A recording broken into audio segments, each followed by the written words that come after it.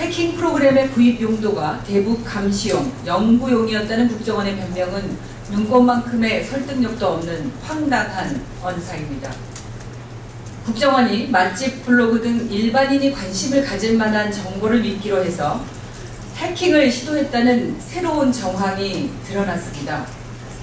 국정원의 변명대로라면 북한 공작원이 떡볶이 맛집을 찾아다닌다는 것인데 이런 것을 사리에 맞는 해명이라고 생각하라는 말입니까?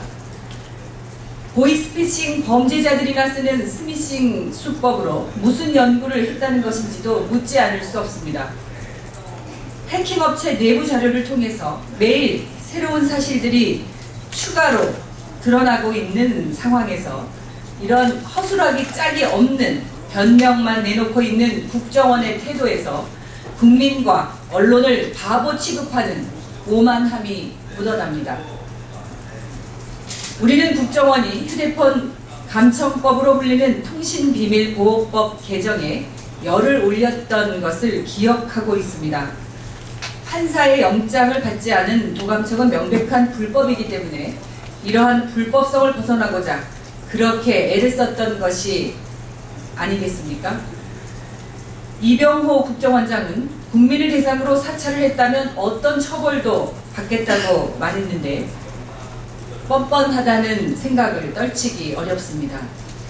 진상이 밝혀지면 개인 일탈로 몰아가거나 원장 혼자 책임지고 물러날 생각을 하고 있는 것 같은데 그렇게 어물쩍 넘어갈 수 없는 일임을 분명히 경고합니다.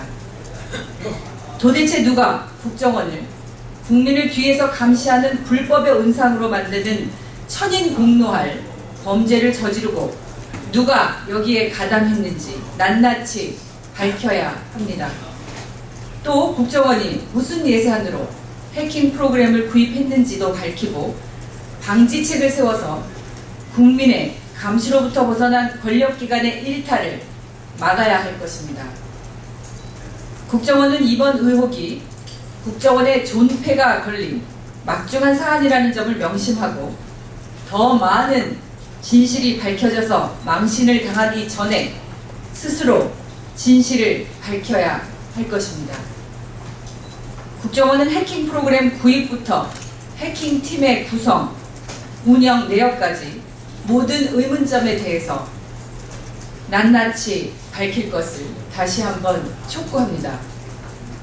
새정치민주연합은 국정원의 불법 도감청 관련한 진상을 철저히 밝히기 위해서 진상조사위원회 위원장에 안철수 전 대표를 임명했습니다.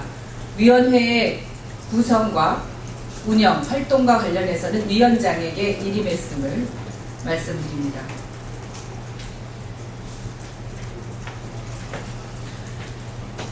국정원의 이처럼 심각한 불법 카톡 사찰 의혹 사건과 관련해서 언론의 보도 행태에 대해서 유감을 표하지 않을 수 없습니다. 이 사건의 중차대한 의미에 비추어 볼 때 이를 보도조차 하지 않는 언론이 여전히 있는 것은 매우 유감스러운 일입니다. 느지막이 보도에 합류한 언론사들 중에서도 국정원과 야당의 진실 공방처럼 보도하는 언론사가 있습니다. 사건의 본말을 전도하지 않을까 심히 우려스럽습니다. 특히 이러한 사건에 대해서 방송사의 무관심한 태도에는 큰 충격을 느끼지 않을 수 없습니다. 일반 국민들이 국가 권력기관에 의해서 사찰을 당하고 있다는 경악스러운 의혹입니다. 이런 사건을 제대로 다루지 않는다면 권력에 대한 감시라는 언론이 제대로 작동하고 있는지 의구심을 갖지 않을 수 없습니다. 더욱이 언론인 여러분 한 분 한 분도 국정원의 국가 권력기관의 이러한 사찰로부터 자유로울 수 없음은 지난 역사가 똑똑하게 보여주고 있습니다. 바로 여러분이 국정원 불법 사찰의 피해자일 수도 있다는 점입니다. 다시 한번 호소드립니다.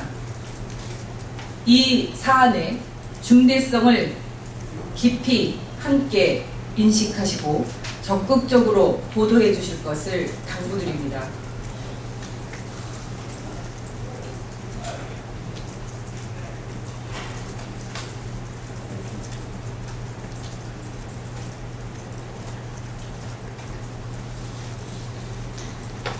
감사원이 어제 발표한 중간 감사 결과에 따르면 이명박 정부가 최대의 성과로 내세웠던 해외 자원개발 사업이 사실상 실패한 것으로 드러났습니다. 감사원은 몸집 키우기에만 치중하다 혈세만 낭비한 사업이라는 평가를 내렸고, 근본적으로 자원개발 사업을 왜 하는지 의문이라고까지 했습니다. 지금까지 총 35조 원 이상을 투자했으면서도 성과는 미미하고 추가로 46조여 원을 더 투자해야 하는 상황이라고 합니다. 그야말로 밑빠진 독에 물 붓기가 아닐 수 없습니다. 이명박 정부가 자원외교를 표방하면서 집중적으로 추진했던 해외 자원개발 사업이 결국 돈 먹는 괴물로 전락했으니 다시 한번 확인된 셈입니다.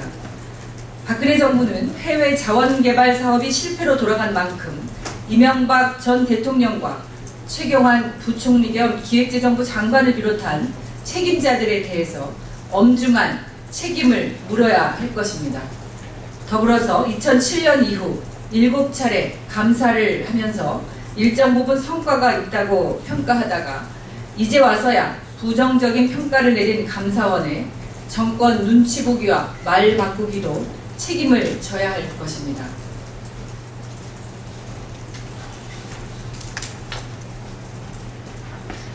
제자를 상습적으로 폭행하고 인분까지 먹인 혐의로 구속된 장모 교수의 행태에 국민적 공분이 일고 있습니다. 청년 백수 시대라는 시대적 아픔을 생각할 때 자신의 제자를 착취와 폭력의 대상으로 삼은 교수의 행태는 묵과하기 어렵습니다. 그런데 장모 교수가 새누리당에 적을 두고 있다는 언론 보도를 접하니 정말 놀라움을 금할 수 없습니다. 보도에 따르면 장모 교수는 과거 한나라당 정책위원회 자문위원을 시작으로 해서 지금까지도 새누리당의 산업통상자원위원회 정책자문위원이라고 합니다. 정책자문위원회 인성을 일일이 검증하지는 못했을 것이라는 점은 충분히 이해할 수 있지만 새누리당이 사실 확인을 해주지 않고 있으니 개탄스럽습니다. 새누리당이 장모 교수를 두둔하고 감싸는 것이 아니라면 지금이라도 당직을 가지고 있는지 그 여부를 밝히고 출당을 시켜야 마땅합니다. 새누리당이 청년 세대를 노예처럼 부리는 삐뚤어진 인성과 범죄를 옹호하는 잘못을 범하지 않기를 바랍니다. 이상입니다.